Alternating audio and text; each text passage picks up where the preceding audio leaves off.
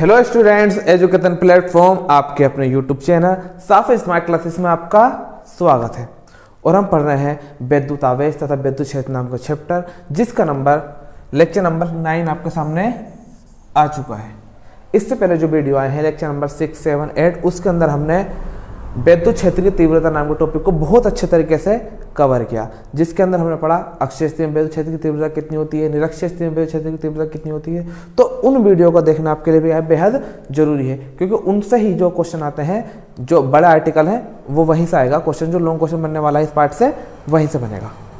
तो और आज का जो हमारा इंपॉर्टेंट टॉपिक होने वाला है वो है आवेश का क्वांटीकरण। देखो, जो स्लाइड पे पता चल जाता है आज का टॉपिक क्या पढ़ने वाला है। आज का छोटा टॉपिक होने वाला है लेकिन मजेदार है। आपको पता होना चाहिए आवेश का क्वांटीकरण क्या कहलाता है। तो टाइम को खराब नहीं करते हुए स्टार्ट करते हैं। हेडिंग लगाएंगे अपना हम, आवेश का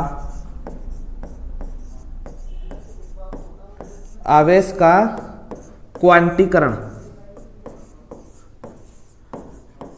आवेश का क्वांटीकरण, इसकी लैंग्वेज लिख देता हूं मैं आपके सामने, फिर इसको समझेंगे। आवेश का क्वांटीकरण क्या होता? किसी आवेशित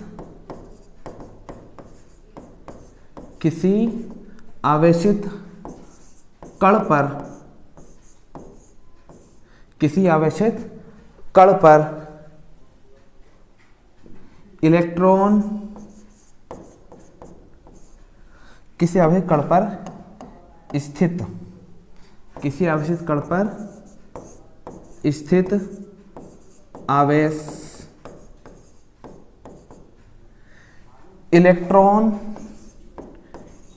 के आवेश का पूर्ण गुणज होता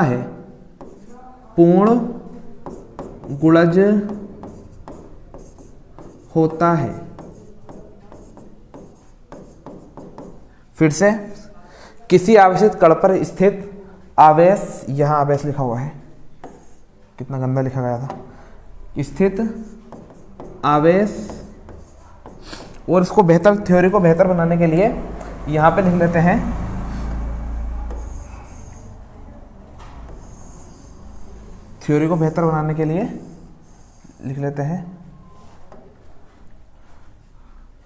क्वांटीकरण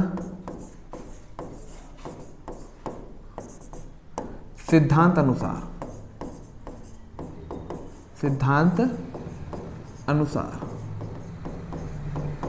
क्वांटीकरण सिद्धांत अनुसार किसी आवेशित कण पर स्थित आवेश इलेक्ट्रॉन के आवेश का पूर्ण गुणज होता है। अभी समझाते हैं इस बात को और लिखेंगे, इससे छोटा आवेश संभव नहीं। इससे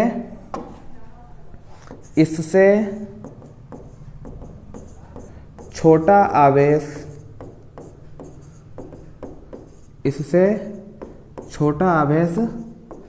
संभव नहीं। मतलब सबसे छोटा जो आवेश होता है वो कौन सा होता है? आपका इलेक्ट्रॉन वाला आवेश ही होता है। और इसे मूल आवेश कहते हैं। ये कहते हैं मूल आवेश कहते हैं। इसे मूल आवेश कहते हैं।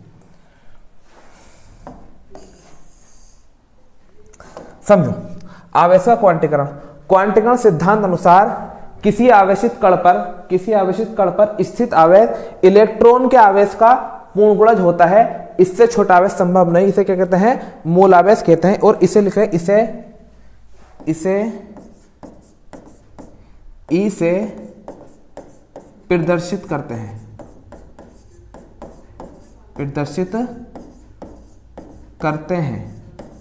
इसका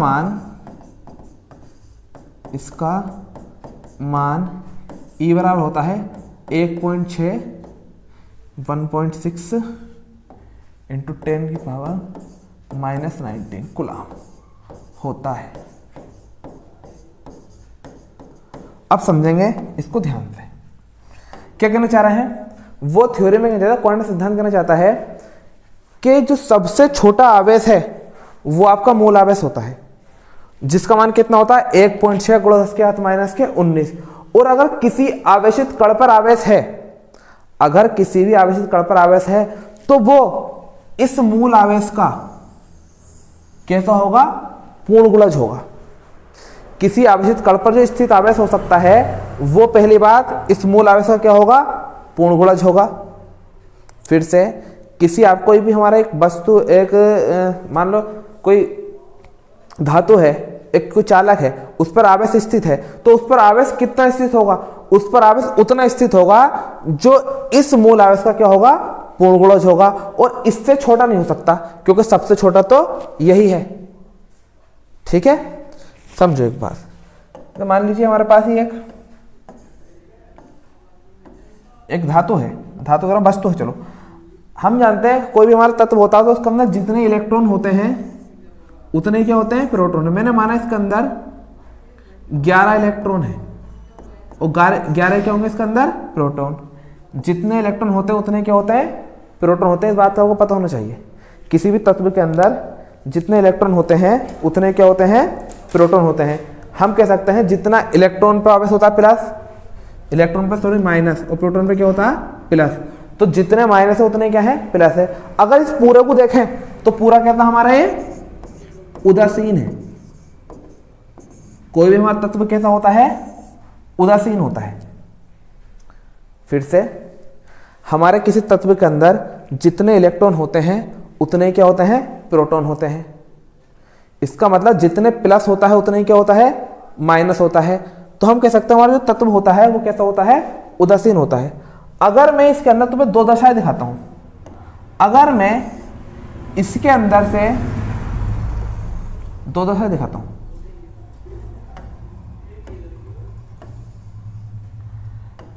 दो दशाएं, अगर मैं इसके अंदर से इलेक्ट्रॉन निकाल लेता हूं, इलेक्ट्रॉन निकाला, अगर मैं इसके अंदर इलेक्ट्रॉन निकाल लूंगा तो यहां क्या बचने वाला है मेरे पास, इलेक्ट्रॉन निकल जाएंगे इसके अंदर, तो इलेक्ट्रॉन बचेंगे हमारे इसके अंदर 10 और प्रोटॉन बचेंगे इसके अंदर कितने, 11। अगर मैं इलेक्ट्रॉन डाल देता हूं, इलेक्ट्रॉन डाल देते हैं, डाला, तो इसके अंदर क्या होंगे, इलेक्ट्रॉन एक और आ जाएगा, इलेक्ट्रॉन हो जाएंगे 12 और प्रोटॉन कितने रहेंगे, 11। अब समझो बात को, अगर किसी धातु के अंदर से, किसी तत्व के अंदर से हम इलेक्ट्रॉन बाहर निकाल लेते हैं तो इलेक्ट्रॉन एक कम हो गया। अब इलेक्ट्रॉन कितने बचे, 10, प्रोटॉन कितने बचे, 11। अब इलेक्ट्रॉन कितने यहाँ पे 10, प्रोटॉन कितने हैं 11। हम कह सकते हैं माइनस कितने हैं 10 और प्लस कितने हैं 11। तो यहाँ पे एक प्लस ज्यादा हुआ नहीं हुआ, तो ये जो हमारी तत्व है ये कैसा हो जाएगा, हमारा धनावेशित हो जाएगा। तत्व हमारा कैसा हो जाएगा, धनावेशित। इस पे चार्ज कैसा उत्पन्न हो जाएगा, प्लस चार्ज उत्पन्न होगा, क्योंकि यहाँ पे प्रोटॉन क्या होगा हमारे ज्यादा होगा। जबकि अगर यही काम इधर देखो, यहाँ पे इलेक्ट्रॉन, जैसे हम इलेक्ट्रॉन डाला तो इलेक्ट्रॉन क्या होगा, ज्यादा होगा, इलेक्ट्रॉन ज्यादा होगा, प्रोटॉन क्या है, कम है। तो यहाँ पे ये कैसा हो गया हमारा ऋणावेशित, क्योंकि इसके अंदर इलेक्ट्रॉन क्या होगा, ज्यादा होगा, और इस पर चिन्ह कैसे उत्पन्न हो जाएगा, माइनस हो जाएगा। अब कहोगे सर कि ये इलेक्ट्रॉन डाला निकाला क्या होता है। देखो डाला निकाला कुछ नहीं है, हमने सबसे शुरू में जब पढ़ा था, थैलेस ऑफ मिलेटस ने दो वस्तुओं को रगड़ा था। ऐसा समझिए, जब हम दो वस्तुओं को आपस में रगड़ते हैं तो क्या होता है, या तो इलेक्ट्रॉन जा सकते हैं, जैसे मान लो मेरे दो हाथ हैं, इसमें कोई ये मान लो, मैं दिखाता हूँ, एक मान लो फर है, एक कपड़ा है, और ये हमारी क्या है, एक छड़ है, ऐसा मान लीजिए। इनको आपस में मैंने रगड़ा तो क्या हो सकता है, या तो इस छड़ के इलेक्ट्रॉन इस फर में जा सकते हैं, या इस फर के इलेक्ट्रॉन इस क्षण में आ सकते हैं। अगर इसके पास इलेक्ट्रॉन आएंगे तो इलेक्ट्रॉन संख्या हो जाएगी ज्यादा हो जाएगी, और ये कैसे हो जाएगी, ऋणावेशित हो जाएगी। अगर मेरे इलेक्ट्रॉन इधर को चले गए, इसके अंदर से इलेक्ट्रॉन इसके अंदर से फर के अंदर चले गए, तो क्या होगा, इलेक्ट्रॉन फर के अंदर चले आएंगे तो इसके इलेक्ट्रॉन क्या हो जाएंगे, कम हो जाएंगे, और ये क्षण कैसे हो जाएगी, मेरी धनावेशित हो जाएगी। अब समझिए कि एक बात यह है कि सर एक बार बताओ आप कि इलेक्ट्रॉन ही क्यों स्थानांतरण होता है, प्रोटॉन को क्यों नहीं होता। इलेक्ट्रॉन मतलब माइनस वाला ही क्यों जाता है, या तो माइनस वाला जाएगा या माइनस वाला आएगा। प्लस वाला आता आता क्यों नहीं है? तो इसका एक रीजन है, जो आपका प्रोटॉन होता है उसका द्रव्यमान, प्रोटॉन का द्रव्यमान इलेक्ट्रॉन के द्रव्यमान से, प्रोटॉन का द्रव्यमान, प्रोटॉन का द्रव्यमान इलेक्ट्रॉन के द्रव्यमान से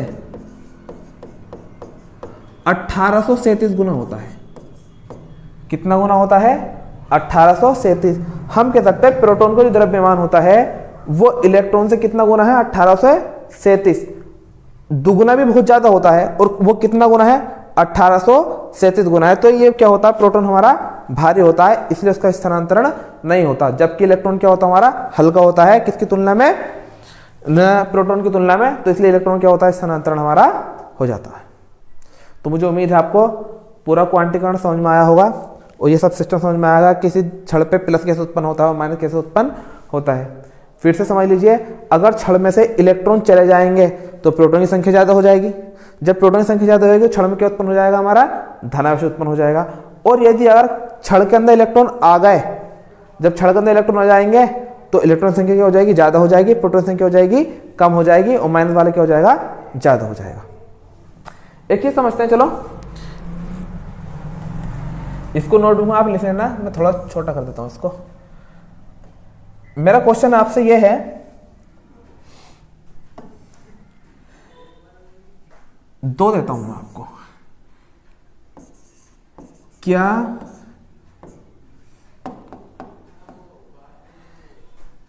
1.6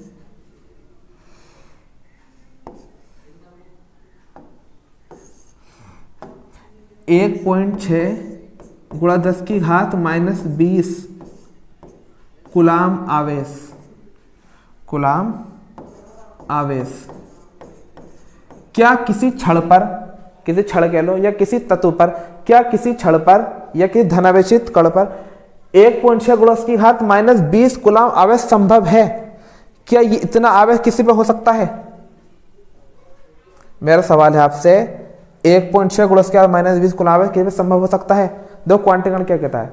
क्वांटीकरण सिद्धांत कहता है किसी आवेशित कण पर स्थित आवेश इलेक्ट्रॉन के आवेश का पूर्ण गुणज होता है। एक तो पूर्ण गुणज होना चाहिए, चलो पूर्ण गुणज तो है, इससे छोटा आवेश संभव नहीं। तो सबसे जो छोटा आवेश है वो कितना होता है?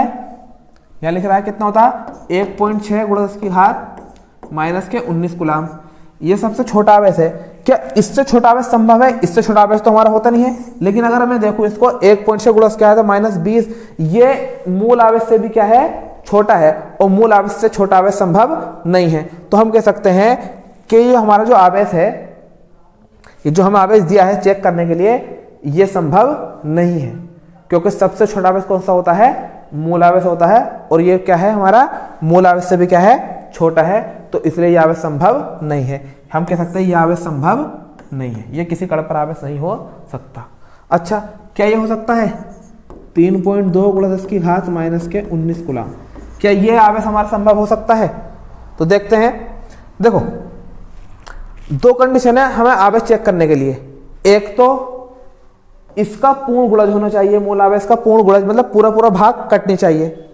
मूल आवेश से जिस आवेश को हम चेक कर रहे हैं उसकी भाग पूरी पूरी कटनी चाहिए, पूर्ण गुणज होना चाहिए। और दूसरा, इससे छोटा आवेश ना हो। तो पहली बात हमने देखा कि ये इससे छोटा तो है नहीं, इससे तो बड़ा है, क्योंकि ये 1.6 है, ये 3.2 है। तो पहले कंडीशन कर दी इसने पार, क्योंकि 3.2 1.6 से क्या होता है? ज्यादा होता है। तो एक ज्यादा तो है। क्या इसका पूर्ण गुणज है? भाग लगा देख लेते हैं इससे।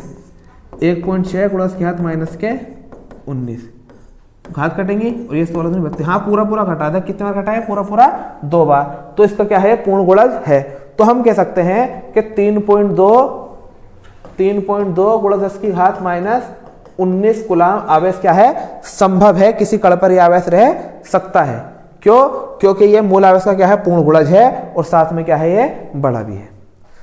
क्वांटम सिद्धांत कुछ भी नहीं कहता। जो क्वांटीकरण है वो सिर्फ इतना कहता है कि सबसे जो छोटा आवेश है वो मूल आवेश है, इसका मान 1.6 गुणा 10 की घात -19 होता है। और किसी अगर आवेश, कोई अलग आवेशित कण है, तो उस पर जो आवेश होगा वो मूल आवेश का क्या होगा? पूर्ण गुणज होगा। बस इतनी सी बात है आपके। दिमाग में फिट हो जानी चाहिए। तो मुझे उम्मीद है ये आपके बिल्कुल क्लियर हो गया होगा। इसको स्क्रीनशॉट लेके अपने नोटबुक में लिख लीजिएगा।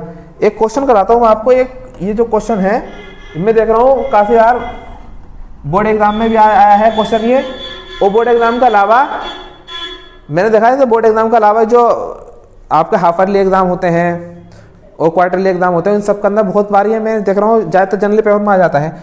क्वेश्चन ये है, क्वेश्चन है आपका,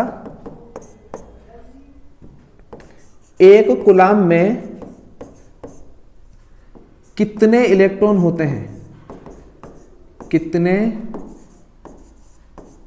इलेक्ट्रॉन होते हैं?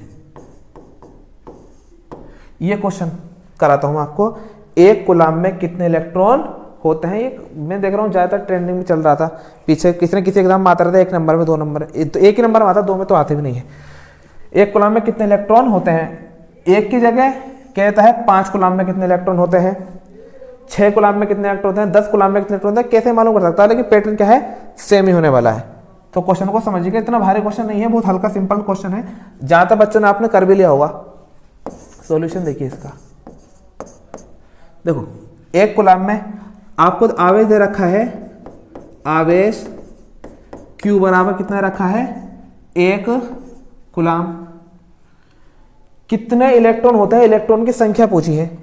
इलेक्ट्रॉन की संख्या, इलेक्ट्रॉन की संख्या n बराबर क्या?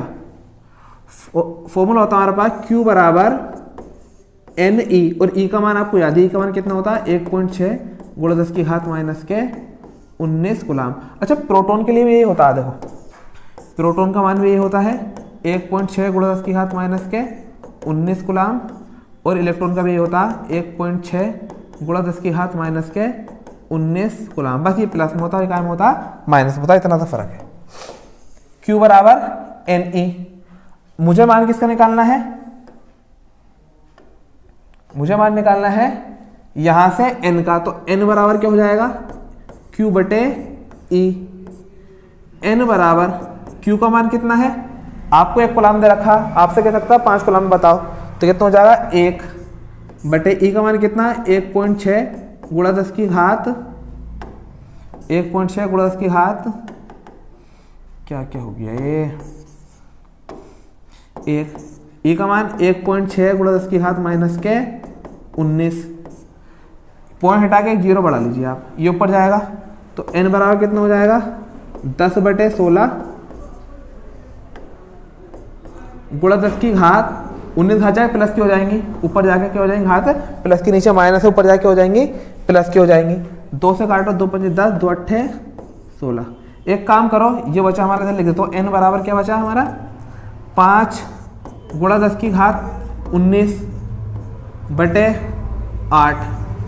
n बराबर, एक काम करते हैं 19 की घात में ले लेते, तो 50 बटे 8 गुणा 10 की घात 18, क्योंकि एक घात हमने कहाँ ले ली, इधर भाग लगा लो सिंपल सी। 50 को भाग लगाने किससे हमें, 8 से। करो 8 छंग 48, 2 बचेगा, पॉइंट ला के 0 डालेंगे, 8 दूनी 16, 4 बचेगा 0, और 8 पंजे 40, कितना जाएगा, n बराबर 6.25 गुणा 10 की घात 18 इलेक्ट्रॉन। इतने इलेक्ट्रॉन आएगा, ये क्या होगा, हमारा आंसर होगा। बहुत सिंपल क्वेश्चन है, मैंने आपको करा ही दिया बस ये, ताकि इस टाइप के क्वेश्चन काफी आ रहा है ना, 1 कूलाम में कितने इलेक्ट्रॉन होते हैं, 2 कूलाम में कितने होते हैं, 10 कूलाम में कितने, 5 कूलाम में कितने हो, तो Q का मान चेंज कर लेना और आपका सवाल हो जाएगा।